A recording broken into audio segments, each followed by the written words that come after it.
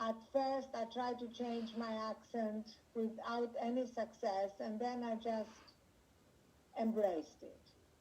And that was one of the lessons in my life. How can we embrace things about ourselves that at first we may not like because they make us different than others, but then we learn to accept and even love them as part of who we are. So I was born in Greece in a one-bedroom apartment with a mother and a younger sister who made us feel that despite our limited circumstances financially, we could aim for the stars. And the best thing about her was that she made us feel that if we didn't succeed, she wouldn't love us any less. And I think when I look back at my life, the most important thing she gave me was that trust in life as an adventure, which made me kind of willing to take risks, to fail many, many times along the way. But to remember her always saying to me, failure is not the opposite of success. It's a stepping stone to success. And I love that because that's the truth. And I find sometimes that, especially women, we are such perfectionists. We want to always get it right. And the truth is that anytime we start something new, whether it's a business or a project, there are no guarantees. So we have to be willing to fail and get up and try again. So that was my mom. She was a larger-than-life figure who had never been to college. So it was her essence that shone through. And just to give you a story about that, when I was 14 years old, I saw a picture of Cambridge University in England on the cover of a magazine. And I got home that day and I told my mother, I want to go there. I meant I wanted to go and study there, not just to go and visit. Everybody else I mentioned that said, don't be ridiculous. How can you get there? We have no money, you speak no English, and it's hard even for English girls to get into Cambridge. My mother, on the other hand, said, let's find out how you can get there, how you can learn English, how can you apply for the admission exams, how can you get a scholarship, etc., etc., etc. But the best part of it was that she also made me feel that if we tried and I didn't get into Cambridge, there would be another adventure that we could set off on together. In fact, at Thrive, the company I run now, we launched a podcast series with Wait What, and it's called Meditative Story, and that's the story I tell of how I got into Cambridge. So if you want to hear a story before you go to sleep, or if you can't go to sleep, the meditative stories are a great way to lull you into sleep the way we used to go to sleep when we were children. So in this story of getting into Cambridge, you have like a couple of themes that have run through my life. One is kind of perseverance, even when things are not easy. And the other is the immigrant experience. And I know that there are a lot of immigrants in the audience.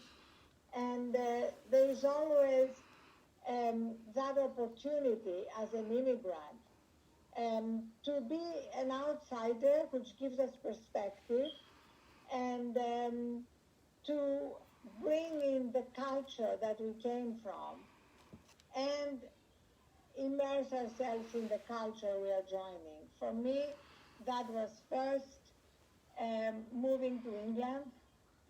Yeah, this particular story has a happy ending. I did get into Cambridge. I did get a scholarship, and it was definitely game-changing for my life. because while I was at Cambridge, I got involved in the Cambridge Union, became president of the debating society, and was asked to write a book on the views about the changing role of women that I had expressed in a debate I had organized. So at first I said, I can't write. And the question came back, can you have lunch? So I had lunch with the publisher, who gave me a very modest advance. And he said, listen, I'm going to take a risk on you, and if you can't write, I have lost, I think it was £3,000 to live on for a year. And if you can write, we'll have a book. And we did have a book. That was my first book, which did really well. I was 23 when I wrote it. It was published in 27 languages. And by the end of that, everybody wants me to keep writing and speaking about women, but really I had said and written everything I knew on the subject. So instead, I wrote a book on the crisis in political leadership, which nobody wanted to publish. It was turned down by 37 publishers, by which time I had run out of the money I had made from the first book. And I thought, well, this was a fluke. I'm not really a writer. I have to get a real job. And walking down St. James's Street in London, where I was living at the time, I saw a Barclays Bank, and I went in, and armed with nothing but a lot of Greek chutzpah, I asked for a loan. And the bank manager gave it to me. And I can't tell you how much it changed my life. It reminded me a little bit of these fairy tales where the hero or the heroine is lost in a dark forest, and these helpful animals come out to help them find their way out. Well, for me, that helpful animal came in the guise of a bank manager. And that loan made it possible for me to keep things together for a few more rejections until finally that book was published. So fast forwarding through my life, I moved to New York. That's a whole other story. I moved to New York because the man I was with in London, an amazing writer that I was very much in love with, wouldn't marry me, and he didn't want children. And if there was one thing I knew, it was that I did want to have children. So I didn't trust myself to stay in London and not stay with him. So I put the Atlantic Ocean between us and moved to New York. And kept writing books, got married, had 2 children, 2 daughters who I adore and at the center of my life, got divorced, and in 2005, to fast forward to a big milestone in my life, I founded the Huffington Post. And that was a really risky adventure, launching an entire business, having been a writer for all my life, and a business that was moving everything online, an entirely digital business. You have no idea how many naysayers there were at the time. I actually remember one of the reviews on day one, almost by heart. It said, the Huffington Post is an unsurvivable failure. It is the movie equivalent of Gigli, Ishtar, and Heaven's Gate all rolled into one. For those of you who are not movie buffs, these are all big Hollywood flops. So there we were. The Huffington Post had launched, not to great reviews, but within a year, it had become an established part of the internet. In fact, the writer of that review wrote to me and said, I was wrong, and can I write for you? And I said, absolutely, you can write for us, because one of the other things my mother had taught me is not to hold grudges. And that's really something which is so key to a good life. Anytime we hold a grudge, it really hurts us much more than it hurts the person that we're holding the grudge against. So 2 years into launching the Huffington Post, 2007, I was by then the divorced mother of 2 teenage daughters. And I had bought into the collective delusion that the way to succeed and to be a great founder and a great mom was to work round the clock. If I had to burn out, I had to burn out. That was really what I believed. And as you know, this has been a big, fundamental, unfortunate delusion in our culture. So I found myself foregoing sleep, not taking care of myself, until one morning in April, I collapsed from sleep deprivation, exhaustion, burnout, and I hit my head on my desk, broke my cheekbone, and that was the beginning of my recognizing that there was something very wrong in the way we were working and living and what we valued. I studied, what was happening, why had we all believed something which was not true, that in order to succeed, we had to basically give up taking care of ourselves. And even to miss the point that is totally supported by all the science, that in fact when we take care of ourselves, our performance improves. I became fascinated by all those topics, and I started covering them exhaustively at the Huffington Post, and became more and more interested in them, wrote a book about them called Thrive in 2014. And the theme of that book was that philosophers used to ask the question, what is a good life? And in modern life, we reduce that question to what is success. And we reduce success down to money and power. And listen, financial independence is incredibly important. It gives us the freedom to live the lives that we want. But making money the only objective, together with status, it's a little bit like trying to sit on a two-legged stool. Sooner or later, we fall off. So what I wrote in that book is that we need that third leg of the stool, that third metric, which is well-being.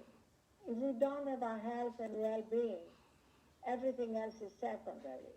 But also wisdom. How can we connect to that place of wisdom in us from which we make our best decisions? And wonder, how can we stay connected to that sense of wonder about life and the mystery of life that we feel in nature? And finally, giving. A life without giving is really a life that misses an essential connection to others and becomes entirely narcissistic. So as I was exploring all these topics, I ended up realizing that I wanted this to be my next big mission. And I wanted to help people not just be more aware of how to take care of themselves and at the same time improve their performance, but also how to recognize that by changing our behavior, we can actually change our lives. Changing awareness, increasing awareness around these topics, I could have done through the Huffington Post. But helping people change their behaviors, I couldn't do through a media company.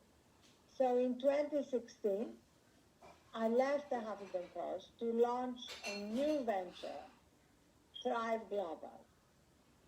Now, for those of you who are entrepreneurs or want to be entrepreneurs, the second time it's easier. Investors are more likely to give you money because the Huffington Post had a successful exit being sold to AOL. And also you know more. You've learned from your mistakes, as I certainly did from mine. So launching Thrive Global 4 years ago to end the stress and burnout epidemic was really my great adventure, because right now especially we see more clearly than ever that burning out, affecting our health and our mental health, is completely unnecessary if our main goal is being effective, productive, and successful. And I try to understand why did we come to believe something which is fundamentally untrue? And it goes back to the first industrial revolution. During the first industrial revolution, we started revering machines, and after that, software. And the goal with machines and with software is to minimize downtime. But for human beings, for the human operating system, downtime is not a bug, it's a feature. We all need it. And when we forget that, we are putting our health and our mental health at risk, and we also compromise our performance. So at Thrive, we work with many companies all around the world, from big multinational companies like Accenture and Walmart and Salesforce to smaller companies and startups. And we've developed a product in order to scale, you need technology. So as well as doing webinars and one-on-one coaching, we developed a product to help people change their behaviors to become healthier and more productive. And what we discovered in the course of working with scientists to develop that app is that we are so interconnected that anything that helps us improve our behaviors, to adopt healthier behaviors, has to touch every aspect of our lives. So we came down to 4 journeys. The first is recharge. And now we're coming to one of my favorite topics, which is sleep. We've learned from all modern scientists working on sleep that sleep is foundational. It's not optional. For many, many decades, we treated sleep almost as a weakness. John Bon Jovi singing, "I'll sleep when I'm dead," or "you snooze, you lose," or men especially bragging about how little sleep they got. So, recognizing the importance of sleep, I wrote a whole book on it called The Sleep Revolution, makes it easier for us to take care of ourselves and be more productive. And the way to adopt these healthier habits is through what we call our Thrive micro steps, small daily incremental steps. You don't go from maybe 4 or 5 hours to 8. You start small. And among all the hundreds of micro steps that we have, my favorite is to pick a time at the end of your day that you declare the end of your working day. The truth is that nobody who has an interesting job has a real end to their day. So we have to declare it. And because we are human beings, we learn through rituals. And therefore, we need a ritual to mark the end of the day. My ritual is to take my phone, turn it off, and charge it outside my bedroom. Because if you think of it, these thing is not a phone. The last thing we do is phone anybody. It's kind of the repository of every project and every problem we are facing. And in order to be able to disconnect, slow down our brain, and get a good night's sleep, we need to disengage from it. So we have a whole transition to sleep that means we can truly recharge and wake up ready to face whatever challenges life brings us. My transition includes a hot shower or a bath, reading a real book that has nothing to do with work. So that's the foundation of the recharge journey, which also includes a feature that we call reset, which I love because it's based on the fact that in 60 seconds you can course correct from stress. Now, I'm sure everybody listening has stresses in their lives. There's no human being who doesn't. But we can prevent this daily stress from becoming cumulative. And it's when it becomes cumulative that's problematic, that it can lead to hypertension, that it can lead to anxiety or depression. So find 60 seconds here and there during your day, between Zoom calls or after you've got a stressful piece of news, to focus on your breathing or to remember what you're grateful for, anything. And that will be a pause in the middle of the day. Many times maybe in the middle of the day, but it's only for 60 seconds. So recharge is the first journey. The second journey has to do with fuel. What are we eating? How much are we moving? Movement is so key to our health, and it doesn't have to be, an hour at the gym every day. It can be taking short walks or getting up and walking around our desk, anything, or standing. I take a lot of my calls while I'm walking or standing to vary from sitting, which has been described as the new smoking. The third journey is focus. I don't know if you are like one of the millions of people who search on Google, how can I get my brain to focus? But searches are up 300%. And the more stressed we are, the harder it is for our brain to focus, especially because our attention span is now so short. Do you know our attention span is shorter than that of the goldfish? And because of our addiction to social media, to constant news notifications, we are constantly interrupted and have a hard time focusing. I have personally ended all news notifications coming to my phone. My point is that if I want to get the news, I go get the news. I don't want to be constantly interrupted. And if there is any particular app that is really addictive for you, it's a good time to actually maybe move it from your home screen. Or do anything you want that's going to make it harder to get there. The final journey is connect. Connection is key.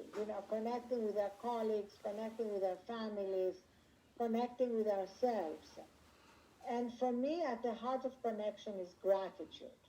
Remembering what we are grateful for, even in the middle of stressful times. Gratitude is actually the antidote to anxiety and stress. And anxiety is so prevalent in our times, during uncertainty especially. And I find, as I tell my daughters, that when things are uncertain, there is a part of our brain that tends to go to the negative. So I tell my daughters, never lose in your own fantasies. If you don't know, you don't know. Don't act as though you know and that what you know is dark. In fact, I have a quote on my desk from the French philosopher Montaigne, who said, "There were many terrible things in my life, but most of them never happened." So it's good to remember that when we get caught up in negative thoughts. And what helps us get through those times is having what I call a thrive tribe. You know, people, whether it's family or close friends, who are in our corner, with whom we can be completely vulnerable. Even if we have one person like that in our lives that we can share anything with, because when we express how we are feeling or our anxieties, it's so much easier to transcend them and move beyond them.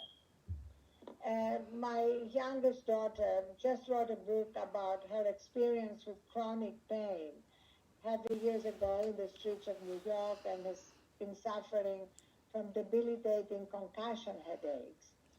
And in that book, Map to the Unknown, she wrote about her journey of how she had to come to accept where she was, trust the universe, that there was a reason that she was learning from it, and that therefore this was not some kind of punishment that had made her feel that her life was in limbo and on pause.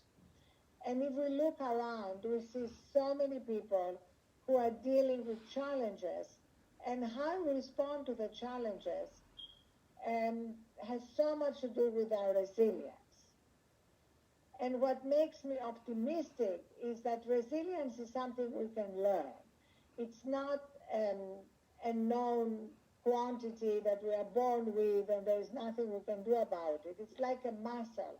The more we exercise it, the stronger it gets. And what every philosopher and every spiritual tradition has taught us is that we really can't change everything in our lives ever, but we can change our attitude towards parts of our life that are painful or that we are not happy with. It's like the serenity prayer, accepting what we cannot change, changing what we can, and having the wisdom to know the difference. I love that prayer. But I'm also finding that especially among women, part of what makes our lives harder is our perfectionism and that voice in our heads that doubts us, that judges us, that doesn't give us a break when we make a mistake. And I call that voice the obnoxious roommate living in our heads. And mine has been very strong during my life. And in order to deal with it, I really had to use humor and constantly remind myself that that voice is not the truth, that voice is not who I am. And I highly recommend that because it's really hard to live with that voice. Because the truth is that perfectionism is the enemy of progress. We are all works in progress. We are all evolving through time. And when we negate that fact, we get caught up in an idea of perfection that is not of this world. When we accept that, we can find more joy in this journey of life that we are all on. And a big part of this also is the area that we are all working on, helping people with their financial independence. And in my life, as you heard, there were many times when I had run out of money, when I had to get a loan, and I totally understand the importance of financial freedom. That doesn't mean having to have an enormous amount of money. It means having the security to be able to take care of your needs and the needs of those you love. And also having a sense of abundance about life, which is independent of just how much money you have. I know a lot of very rich people who are operating from a consciousness of scarcity. So bringing that sense of abundance into our lives also means that we are not operating from fear. And I wrote a book on fear and fearlessness, and I define fearlessness not as the absence of fear, because having some fears is human. I define fearlessness as doing what we want to do even while we're afraid, not being stopped by our fears, because we know we're bigger than them and we can transcend them. And what is interesting is that when we remember what we're grateful for, it's easy to transcend our fears and our anxieties.